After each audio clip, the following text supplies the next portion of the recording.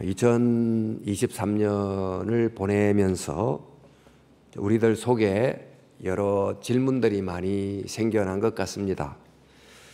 전쟁이 그치질 않고 또 여러 형태의 정치적 불화가 지속되고 사회적 갈등이 증폭되는 모습을 보면서 또 세상이 더 무질서를 향하여 또 더 야만적이 되거나 정의를 잃어버리는 모습을 보면서 또 중요한 보편 가치의 기둥들이 여기저기서 속절없이 무너지는 것을 보면서 우리 속에 드는 질문이 누가 세상을 다스리고 있는가? 어떤 힘이 이 세상을 지배하고 있는가? 이런 질문이 우리 속에 자연스럽게 생겨나는 것 같습니다. 바로 이와 비슷한 상황이 오늘 본문 주전 605년에도 일어나게 됐는데, 오늘 1절 말씀에 유다왕 여호야김이 다스린 지 3년이 되던 해에 바벨론 왕 느부갓네살이 예루살렘에 이르러 성을 에워쌌더니, 이 한 절 속에 담긴 역사적 상황을 조금 더 풀어 설명해 보자면, 북왕국 이스라엘이 아시리아에서 망하게 됐고 이어 남왕국 유다는 조금 더 지속이 됐지만, 그 당시 그 요시야라고 하는 선한 왕에 의해서 나라의 전반적인 개혁이 일어났고 희망의 불씨가 나는 것 같았습니다. 그러나 곧 이어 그가 애굽과의 전쟁에 나가서 전사하게 되고 그의 둘째 아들 여호아하스가 왕으로 세움을 받은 후에 약 3개월 뒤에 다시 애굽이 그 형을 여호야김 형을 왕으로 세우게 된 것입니다. 그런데 이 여호야김은 매우 악한 왕이었을 뿐만 아니고 야훼 하나님을 믿기보다 애굽이 나라를 지켜준다고 굳게 믿고 애굽을 의지했던 왕이었습니다. 그런데 그렇게 믿었던 애굽이 신흥제국 바벨론에 의해서 갈그미스 전투에서 아주 크게 대패하게 됩니다. 애굽을 믿었던 왕이 바벨론에 의해서 포로로 잡혀가고 또 예루살렘 성전에 제사를 위해서 사용했던 여러 제구와 그릇들이 약탈을 당하게 된 것입니다. 당시 전쟁을 하면 정복국이 비정복국의 신전에 있는 신상 일부를 가져다가 자기 신전에 둠으로 백성들만이 아닌 비정복국의 신들마저도 포로로 잡아왔다, 이런 의미로 생각을 하곤 했습니다. 그런데 예루살렘 성전의 경우는 보이는 신상이 없다 보니까 제사를 드리는 그릇 일부를 가져다가 그들의 신전에 둠으로 야훼 신은 패배한 신이다, 이런 의미를 가지고 생각하게 됐습니다. 이렇게 했을 뿐만 아니고 왕과 또 성전의 여러 기명들과 함께 왕족과 귀족들 중에서 똑똑하고 또 그들의 나라를 위해서 쓸만하다고 보이는 청년들 일부를 붙잡아 갔는데, 그 중에 바로 다니엘과 그의 세 친구도 포함이 되어 있었습니다. 이렇게 사람들 또 성전의 여러 기구들을 가지고 간 곳이 신할 땅이라는 곳이었습니다. 우리 1장 2절에도 나옵니다마는 주께서 유다왕 여호야김과 성전의 그릇 얼마를 그의 손에 넘기심에 그가 그것을 가지고 신할 땅의 자기 신들의 신전에 가져갔다, 이렇게 되어 있습니다. 이 신할 땅은 아주 오래전 바벨탑이 세워졌던 땅입니다. 또 바벨탑이 세워졌던 그 바벨의 문화가 아주 편만했을 때 그 지역 한 곳에서 살던 아브라함을 불러서 그곳을 떠나라고 말했던 바로 그 땅입니다. 근데 바로 그 땅에 사람들이 잡혀가고 또 그 땅에 하나님의 성전의 성전 그릇이 그쪽으로 옮겨가게 된 것입니다.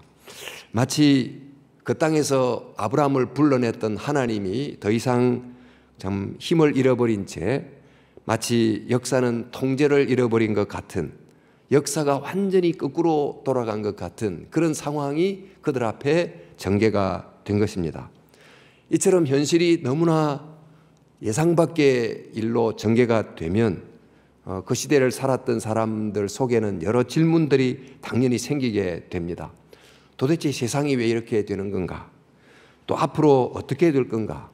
누가 이 세상을 정말 지배하고 있는 건가? 이런저런 질문들이 우리 마음속에 생겨나게 되는데, 그 당시 유대 백성들의 경우는 그에 더해서 하나님의 백성을 향해서 주셨던 그 약속은 이제 어디로 갔는가?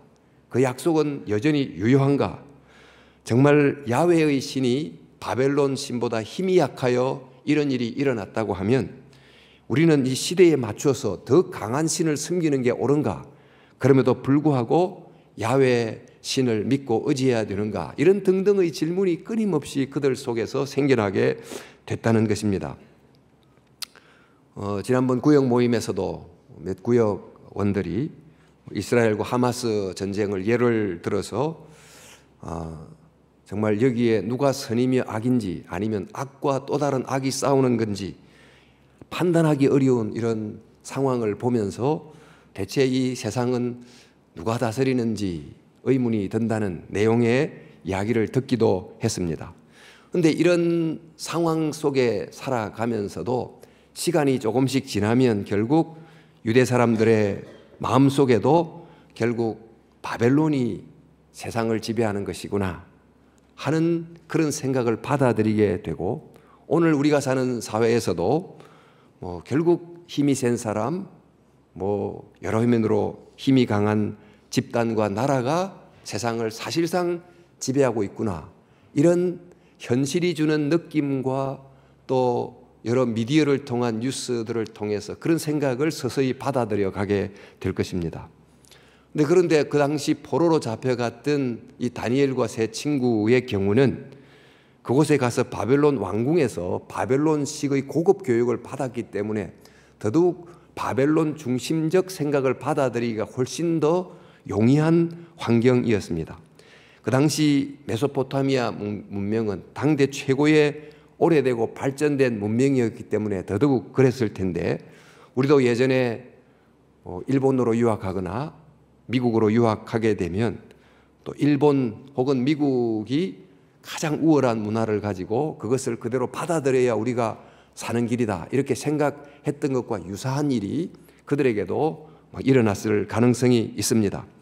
근데 게다가 그들은 바벨론 왕실이 주는 그 새로운 이름을 그들이 받고 그 이름을 따라 불림을 받고 살아야 했는데, 우리가 어떤 본문에 보니까 그들의 이름을 고쳐서 다니엘을 벨드사살이라고 하고, 하나냐는 사드락이라고 하고, 미사엘은 메삭이라고도 하고, 아사랴는 아벳느고라고 하였더라. 이 다니엘, 하나냐, 아샤라, 이게 나오는 엘, 냐, 랴라고 하는 것은 그 야훼 하나님에게서 나오는 그런 그 엘, 야, 여기서 나온 이름입니다. 그러니까 이런 이름을 사용했다는 것은 자기 자신을 그 야훼 하나님과의 관계 속에서 내가 누군가를 늘 생각하면서 자기의 정체성을 확립하며 살았다는 뜻일 텐데, 바로 그 이름을 바꾸어서 바벨론 신의 이름이 들어간 이름, 즉 느고, 벨, 이런 이름이 들어간 이름을 계속 불림을 받으면서 자기 자신을 바벨론 신과의 관계에서 내가 누군지를 생각하게 하는 이런 자기 자신의 이해가 서서히 바뀌어가는 과정 속에 있게 된 것입니다. 우리도 아주 일찍이 미국이나 다른 나라로 이민을 가게 되면 그 교포들 자녀들 중에서는 내가 한국 사람인지 미국 사람인지 약간 이 정체성의 혼란이 오기도 하는데, 이제 이 당시 그들도 당연히 그랬을 거라고 예상이 됩니다. 게다가 그들에게 왕실의 아주 고급 음식이 매일 제공이 됩니다. 그들은 그런 음식을 먹고 고급 교육을 받아서 마침내 바벨론이 임명하는 고위 관리가 돼서 바벨론 왕을 대신하여 유대 백성을 다스리는 미래의 관리로 교육을 받고 있는데, 이렇게 하다 보면 시간이 흐르면 점점 그들은 바벨론 편에 서서 바벨론식으로 생각하면서 바벨론 왕을 대신하여 그들의 백성을 다스리면서 마음속에는 바벨론이 세상을 다스리지, 바벨론의 신이 세상을 통치하고 있지, 이런 것을 자연스럽게 받아들이고 살아간, 즉 바벨론화된 사람이 될 가능성이 매우 많았다고 할 수 있습니다. 그런데 그들이 그런 상황 속에서, 즉 바벨론식 교육을 받고 바벨론식 이름으로 부름을 받았지만, 그러나 그들이 거부할 수 있는 한 가지를 놓고 거부를 했는데, 그게 곧 바벨론 음식을 그대로 받지 않기로 했던 것입니다. 사실 이런 왕이 주는 음식을 거부한다고 하는 것은 왕명에 대한 저항의 뉘앙스를 가질 수도 있고, 또 가장 식욕이 왕성했던 그 청소년 때에 가장 맛있는 음식을 매 끼니마다 거절해야 된다는 것이 주는 어려움도 분명히 있었을 것입니다. 그럼에도 불구하고 이들이 왕이 주는 그 산의 진미를 끼니마다 거절하려고 했던 이유가 뭘까?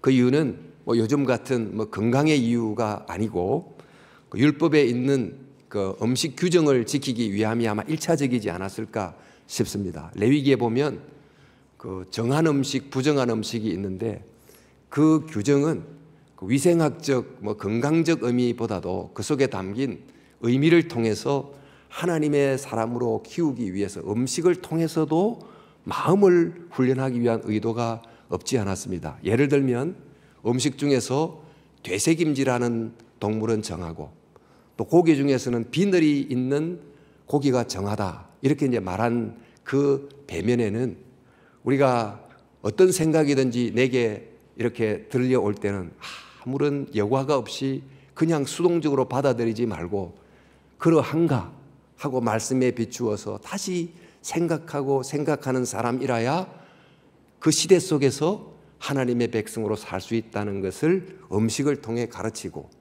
또 고기도 바닷속에 살면서 비늘이라고 하는 것을 통해서 세상을 그대로 흡수하지 않고 세상 속에서 있지만 세상이 그들 속에 담기지 않는 거룩한 저항이 필요하다, 이런 뉘앙스를 이제 음식의 규정 속에 담아 둔 것입니다.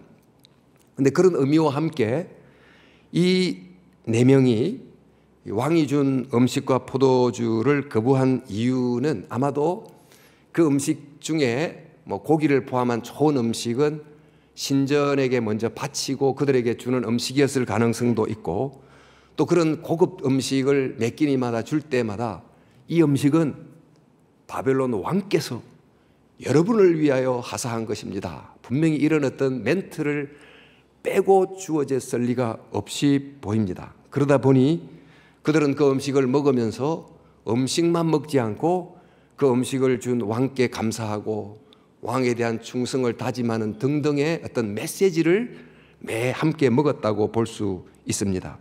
바로 이런 상황 속에서 바벨론이 몸도 지배하고 이름도 바꾸고 그러면서 그들의 전부를 지배하는 같은 현실 속에서 음식의 일부를 거절함으로 모든 것이 다 바벨론이 원하는 대로 지배를 당하지 않겠다고 하는 일종의 영적인 몸부림을 그들이 쳤다고 할 수 있겠지요. 아무런 저항이 없이 바벨론이 주입하는 그대로 생각당하지 않겠다라고 생각하면서 그 음식 중에서 일부를 먹지 않기로 결정을 하게 된 것입니다.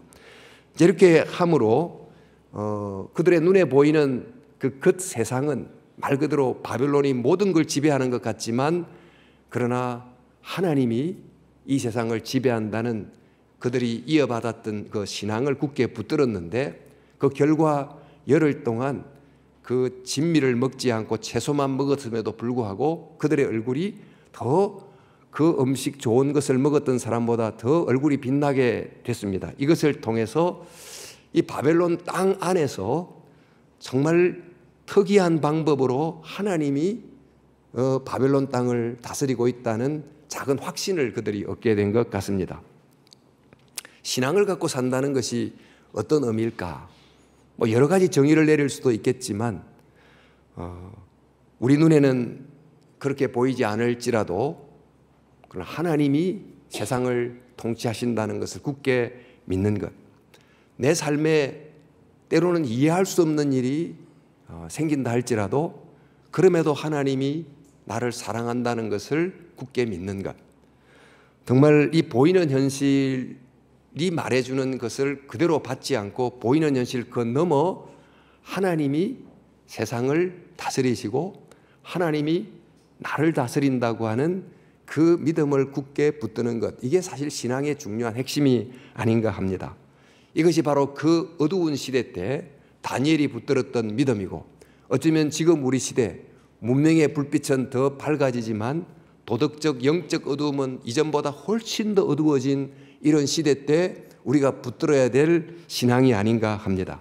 그럼 다니엘이 바로 그런 신앙을 가지고 살았는데, 다니엘은 어떻게 함으로 그 시대에 하나님이 세상을 다스린다고 하는 믿음을 굳게 붙들 수 있었을까? 다니엘을 가만히 보면 그 바벨론 이 왕이 인질로 잡혀가고, 말씀 우리가 본 것처럼 성전 그릇과 제구들이 약탈물로 약탈을 당하고, 일부 청년들이 포로로 잡혀가고 그랬으니, 우리 눈에 보이는 이 현실은 분명히 바벨론 왕이 의도했고 또 계획을 실행에 옮겼고, 그래서 이런 현실이 일어나게 됐으니까 분명히 바벨론이 다스리는 현실이 분명합니다. 또 게다가 바벨론 신이 야훼 신보다 더 강함으로 이런 일이 일어난 것처럼 생각되기도 합니다. 그런데 바로 이런 현실을, 그 현실이 주는 그런 느낌과 그 메시지를 정말 아무 생각 없이 받아들이지 않고 그것을 영적으로 재해석해서 보면 이렇게 볼 수가 있습니다. 야훼 하나님이 힘이 없어서 바벨론 신에게 패배하여 그들의 백성이 바벨론으로 끌려간 게 아니고, 야훼 하나님이 자기 백성, 죄를 지은 자기 백성의 죄를 심판하기 위하여 그 시대의 강대국인 바벨론에게 그 백성을 넘겨주게 됐고, 또 그 강대국 치하에 있으면서 그 백성들을 정화하기로 계획하셨다면, 즉 겉으로 보면 바벨론이 나라를 이기고 백성을 포로로 잡아가는 것 같지만 사실은 하나님이 자기 백성을 위하여 바벨론을 도구로 사용하고 있는 거죠. 그러면 겉은 바벨론이 다스리는 건데 조금 깊이 보면 누가 세상을 다스리고 있느냐는 것입니다. 그래서 1장 2절에 이 구절이 바벨론 다니엘서에서 매우 중요한 구절인데 이렇게 되어 있습니다. 주께서 유다 왕 여호야김과 하나님의 전 그릇 얼마를 그의 손에 넘기심에 그가 그것을, 그는 바로 느부갓네살 왕입니다. 그가 그것을 가지고 신할 땅 자기 신들의 신전에 가져다가 그 신들의 보물창고에 두었더라. 이 문장에서 주어가 누굽니까? 먼저 드러난 주어는 성전 그릇을 가져다가 자기 신들의 보물창고에 둔, 이 문장에 드러난 주어는 느부갓네살 왕인데, 바로 그 느부갓네살 왕이 이렇게 하도록 허락한 보이지 않는 주어가 누구냐면 주께서예요. 주께서 그렇게 하도록 그 느부갓네살 왕의 손에 그것을 넘기신 거예요. 자, 그렇다면 겉으로 보이는 모습과 실제 깊은 현실은 차이가 있을 수 있는 거죠. 누가 세상을 다스리는 것인가? 그래서 다니엘은 이런 믿음의 눈을 가지고 보면서 그가 고백하기를, 그는, 하나님은 때와 계절을 바꾸시며 왕들을 폐하시고 왕들을 세우시며, 이렇게 신앙적 고백을 하게 된 것입니다. 그런데 보이는 이 현실 그 너머를 본 다니엘은 이 보이는 현실 더 깊은 곳을 보면서 더더욱 주께서 세상을 다스린다고 하는 것을 더 확인할 수 있었습니다. 이제 바벨론 왕이 낮이 되면 그 왕실에 가서 그 왕좌에 올라앉아서 천하 제국을 통치를 합니다. 그런데 업무를 마치고 밤이 돼서 침실에 들어가면 그는 제국의 안정에 대한 번뇌 때문에 악몽에 시달리고 있어요. 다니엘서 뒷부분을 보면, 그러니까 낮에는 왕이 온 세계를 정복하고 다스리는 위대한 제국 건설자인데, 밤에는 왕이 그 제국이 어딘지 모르게 날아온 돌에 의해서 산산조각 나버리는 꿈을 꾸면서 식은땀을 흘리는 악몽을 꾸는 가련한 영혼이 되고 있습니다. 명나라서부터 청나라까지 중국 황제들이 거주했던 자금성, 그 자금성은 그 성 그 넓은 곳에 나무가 한 그루도 없습니다. 그 이유가 뭐냐 하면 혹시라도 밤에 자객이 숲에 자기 몸을 숨겼다가 공격할지 모르기 때문에 성 안에 있는 모든 나무를 다 베어버렸기 때문이라고 합니다. 세상을 다스린다는 황제가 매일같이 밤마다 이런 불안 속에서 지냈다고 하면 정말 겉으로는 황제가 세상을 다스리지만 정말 그 세상을 다스린다는 황제를 다스리는 자는 도대체 누구냐, 이런 질문을 하게 되는 것입니다. 왕이 꿈을 꿉니다. 그런데 꿈을 꾸는 그 왕의 무의식 세계를 지배하여 그 꿈을 꾸게 한 자가 누굽니까? 그 분은 바벨론에 의하여 포로처럼 잡혀가서 바벨론 신전에 두어진 그 하나님이 꿈을 꾸게 한 것이라고 하면, 겉으로는 왕이 낮의 의식 세계를 지배하는 듯하나 바로 그 왕의 무의식 세계를 지배하는 분은 누구입니까? 또 그 꿈을 해몽해야 되는데 누가 그 꿈을 해몽하는가? 그 나라의 최고의 박수, 무당들이 해석을 하면 좋은데 그들이 해석하지 못하고 그 땅에 포로로 잡혀온 포로 중에 한 사람이 그 꿈을 해몽을 합니다.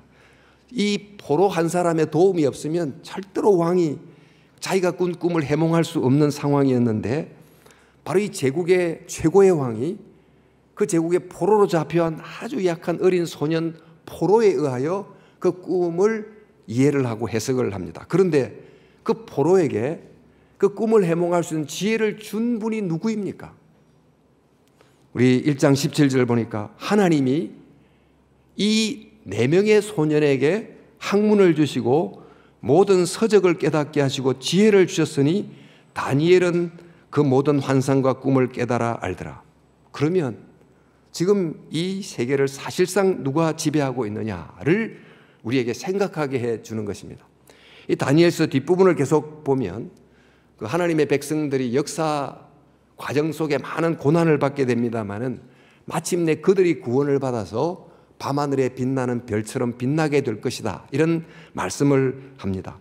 이것이 바로 다니엘서에 나타난 종말론이고, 이런 내용이 요한계시록과 막 연결이 되기도 합니다만, 역사의 과정 속에서 보면 힘을 가진 왕들이 고난을 주고 또 핍박을 하고 그들이 지배하는 것 같지만, 먼 역사로 보니까 결국 누가 세상을 다스리고 있는가 하는 것을 새롭게 보게 해 주는 것입니다. 다니엘이 살았던 시대처럼 우리가 사는 시대에도 벌어지는 현실을 보면 다니엘이 던졌던 이런 질문, 누가 이 세상을 다스리는가, 이런 질문들, 이 세상은 어떤 힘에 의해서 사실상 통치되고 있는가, 이런 질문이 계속 생기는 것입니다. 전쟁을 보면서도 선과 악의 문제가 아닌 악과 또 다른 악이 싸우는 이런 전쟁을 바라보면서 힘이 곧 정의가 되는, 또 민주주의는 퇴행하는, 또 존경을 받지 못하는, 때로는 비난의 대상이 되는 사람이 정오를 사용해서 나라의 지도자가 되기도 하는 이런 현실을 보면서 대체 이 세상은 어떻게 돌아가나, 누가 세상을 다스리나, 이런 질문이 솔직히 드는 것입니다. 예수님 당시도 그랬습니다. 누가 봐도 그 시대는 로마가 다스리는 세상이었습니다. 로마가 제국으로서, 황제로서 온 세상을 지배하고 있었는데, 그 속에서 당시 하나님의 백성들은 메시아를 주신다는 하나님의 약속이 어디 있는가, 도대체 누가 이 세상을 다스리는가, 이런 신앙적 질문을 많이 던졌던 것입니다. 그런데 이런 질문을 끊임없이 만드는 그 세상 한복판에 아주 특별한 일이 하나 일어났어요. 바로 구유에서 한 아기가 탄생하게 된 것입니다. 이 아기는 로마가 지배하는 세상 속에서 태어났고 로마에 의해서 죽임을 당했는데, 정말 말 그대로 로마에 의해서 그 존재가 전적으로 지배되는 듯한 그런 삶을 그가 살았습니다. 그런데 바로 그런 현실을 조금 다르게 보면, 하나님이 왜 하필 이 아기를 그 로마가 제국을 이룬 전성기 때 태어나게 하시고 또 그 제국의 손에 의하여 십자가에 죽게 만들었는가? 사실 이렇게 함으로 어쩌면 로마 제국이라고 하는, 또 로마의 평화라고 하는 것을 배경으로 해서 하나님이 보여주려고 하는 그 천국과 또 천국의 평화를 보여주고자 했다면, 겉으로는 로마가 다스리는 것 같으나 하나님이 그 로마를 사용하여 천국을 보여주게 됐으니 정말 누가 진짜 세상을 다스리는가, 이런 질문을 우리에게 하게 해주는 것입니다. 또 그리고 로마의 통치 속에서는 세계를 다스리는 주된 힘은 말하자면 군사력이라는 힘이었지만, 바로 그 시대 속에서 예수님이 그분의 삶을 통해서 제국의 세상을 다스리는 힘과는 전혀 다른 종류의 성격의 힘을 사용해서 오히려 다른 방식으로 세상을 살리는 모습을 보여줬다고 하면, 결국 로마 속에서 태어나서 살고 죽게 하신 그 뒤에 세상을 진정으로 다스리는 분이 주께서 다스리셨다 하는 것을 우리에게 깨닫게 해 준다는 것입니다.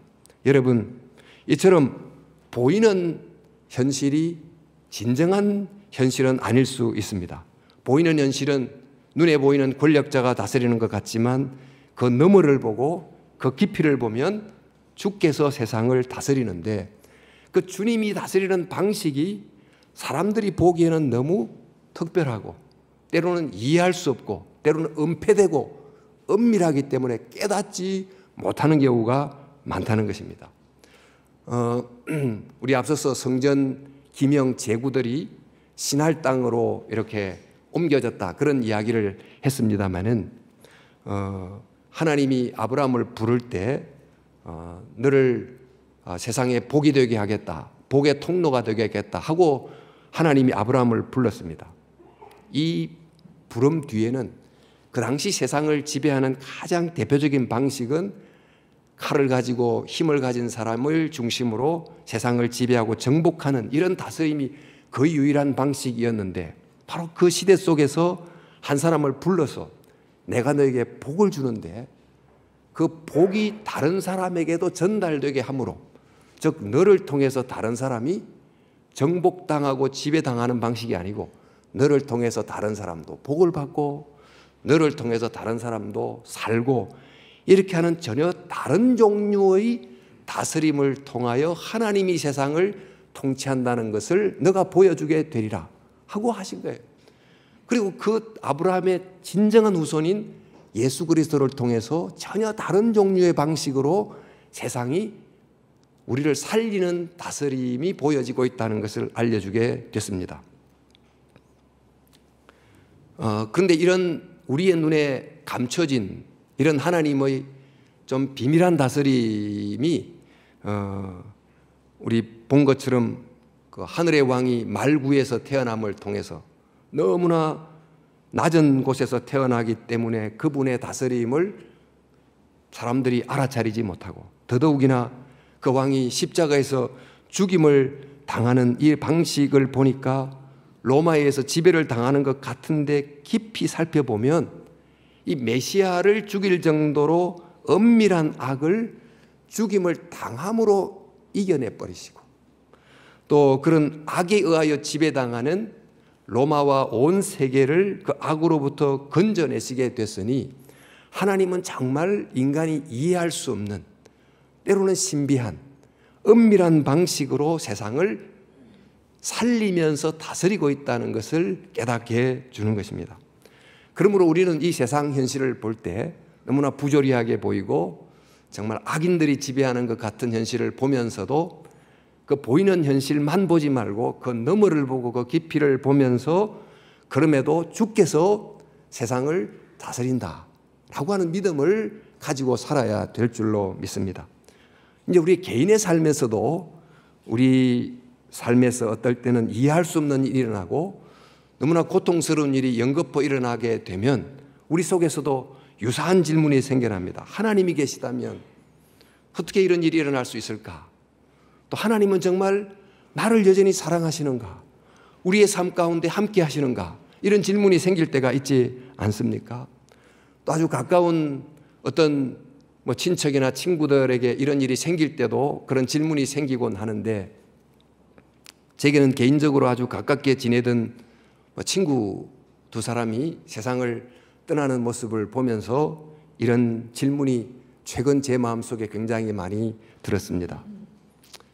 이분은 이제 고려의대를 졸업하고 그 고려의대의 전신인 그 의학원을 세운 로제타 홀이라는 선교사의 정신을 마음속에 깊이 담고 또 인턴 레지던트를 보건병원의 장기려 박사 밑에 가서 하면서 지내다가 또 여러 선교지에 또 의술을 펼치고 또 샘병원 원장으로 일했던 고 박상은 의사, 이분은 오래전부터 제가 알고 있었던 친구기도 했는데 그 친구의 죽음을 하관 예배로 제가 친구로서 집전을 하면서 정말 수많은 질문들이 생겨났고 또 뭐 눈물도 나고 이해할 수 없는 그런 상황이 됐어요. 근데 꼭 몇 년 전에는 또 제게 아주 좀 친한 친구였던 총신대 교수였던 한 교수가 세상을 떠났습니다.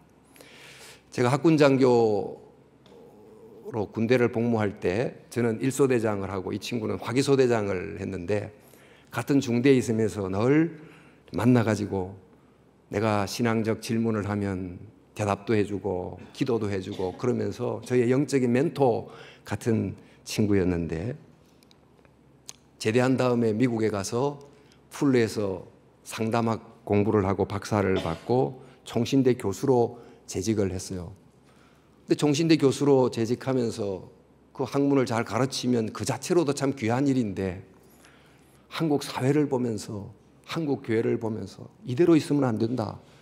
그러면서 학교를 마치고 나면 교회 와서 밤을 새고 철야 기도를 매일 했어요. 수개월을 교회 와서 주님 우리 한국 사회를 한국 교회를 살려달라고 늘 기도를 하다가 과로를 해서 결국 쓰러지게 됐고 지내다가 결국 세상을 떠나게 됐어요. 시편 기자의 질문처럼 어쩌면 좀 일찍 데려가도 좋겠다 싶은 아기는 오래오래 잘 사는 것 같고 하나님 오래오래 살아야 됩니다. 이런 분은 저렇게 고통도 받고 일찍 세상을 뜨고 이런 모습을 보면서 도대체 세상이 왜 이런가? 정말 누가 세상을 다스리나? 이런 질문이 우리 속에 생겨나는 거지요. 이럴 때 우리가 한 사람의 다니엘이 됩니다. 그러니까 다니엘이 이제 그런 현실을 보면서도 가만히 살펴보니까 그럼에도 주께서 우리가 이해할 수 없는 방식으로 이 세상을 살리는 다스림을 하고 있다는 것을 깨닫게 된 것처럼 또 우리는 다니엘 이후의 세대를 살면서 예수님을 통해서 참 하나님의 정말 은밀하고 숨겨진 방식으로 이 세상을 다스리고 있구나를 이제 깨닫게 되면서 그럼에도 주께서 세상을 다스립니다. 이런 고백을 조금이라도 할 수 있게 되는 것입니다. 예수님은 자기에게 있는 천군 천사를 순식간에 동원할 수 있는 어마어마한 힘을 가졌음에도 불구하고 일반 세상에 많은 사람들이 사용하는 것처럼 그 힘을 자기를 위하여 사용하지 않고 그 힘을 도리어 남을 살리기 위하여 전적으로 사용하는 그런 모습을 보면서 그래서 겉으로 보면 비참하게 힘없이 쓰러지고 또 지배당하는 것 같으나 그럼을 통해서 결국 악을 지배하고 악을 이기고 세상을 구원해내는 바로 이런 하나님의 숨겨진 통치가 있구나 하는 것을 깨닫게 되는 것입니다. 이런 예수님에게서 보이는 이런 방식은 이 세상의 눈에는 너무 낯설기 때문에 너무 이상하기 때문에 전혀 보이지 않지만 그러나 신앙의 눈으로 보니까 하나님은 이 세상 그 뒤에서 우리의 생각을 훨씬 초월한 방식으로 세상을 다스리고 있구나를 깨닫게 되는 것입니다. 그러므로 여러분 이 세상을 볼 때 힘만 센 사람 또 권력을 가진 사람이 다스리는 것 같은 세상을 볼 때 너무 낭망하지 마시고 또 주위에서 나를 힘들게 하는 많은 사람들을 만날 때도 이게 전부인 것처럼 생각하고 넘어지지 마시고 때로 우리의 삶에서 이해할 수 없는 일이 일어난다 할지라도 세상이 왜 이런가 질문만 던지면서 그 질문 앞에서 쓰러지지 않기를 바랍니다. 이스라엘 민족이 나라가 망한 현실 속에서 수많은 질문이 생기게 될 때 이사야 선지자도 동일한 질문을 하다가 그 망한 나라가 망한 현실 그 너머에 하나님이 일하고 계심을 보고 그가 그 상황에서 일어나서 이런 고백을 합니다. 우리 이사야 말씀에 구원자 이스라엘의 하나님이요, 나라가 망했는데 구원자 이스라엘의 하나님이요, 하나님은 진실로 스스로 숨어 계시는 하나님입니다. 망한 현실만 보면 하나님이 다스리지 않는 것 같은데 그 멸망당한 나라 뒤에 하나님의 백성을 심판하심으로 그들의 죄를 정화하고 그들을 다시 회복하여 사명을 다시 이어가게 하려고 하는 하나님의 숨어 계시는 통치가 있다는 것을 이사야가 발견하고 다시 일어서게 된 것입니다. 저와 여러분 개인의 삶에서도 이해할 수 없는 일이 일어나고 질문이 끊임없이 생기는 그런 삶을 만나게 될 때, 그럴 때도 하나님 보이는 현실 그 넘어서 주께서 때로는 우리가 이해할 수 없는 방식으로, 내게는 숨겨진 방식으로 나를 다스리시고 통치하신다. 주님, 저는 그것을 믿습니다. 저를 여전히 사랑함을 믿습니다. 이런 믿음을 붙들고 살아가야 될 줄로 믿습니다. 여러분, 우리가 매 주일마다 예배를 드리는데 주일이 바로 주님의 날이라는 뜻이거든요. 주님이 다스린다는 뜻이에요. 주님이 다스리는 역사. 어떤 주님이 다스립니까? 십자가에 죽었다가 부활하신, 도저히 이해할 수 없는 방식으로 패배당한 것 같고 죽임을 당했던 그분이 승리하시고 부활하셔서 그분이 우리의 생각을 넘어서는 방식으로 이 역사를 다스린다고 하는 것을 이 복잡한 세상 속에 살다가 주님 앞에 와서 예배를 드림으로 고백하는 거예요. 여전히 주께서 십자가에서 죽고 부활하신 그 주께서 세상을 다스리시고 그 주께서 사랑으로 나를 다스린 줄로 믿습니다. 이런 고백을 우리가 하는 것입니다. 저와 여러분들이 이 한 해를 보내면서 또 한 해를 맞이하면서 어쩌면 이런 질문들이 더 생기게 하는 이 현실 앞에 서서 다니엘이 그랬던 것처럼 그럼에도 불구하고 주께서 세상을 다스림을 믿습니다. 주께서 한결같이 우리를 사랑하심을 믿습니다. 이런 믿음을 굳게 붙잡고 믿음으로 살아가는 저와 여러분 될 수 있기를 주님의 이름으로 축원합니다.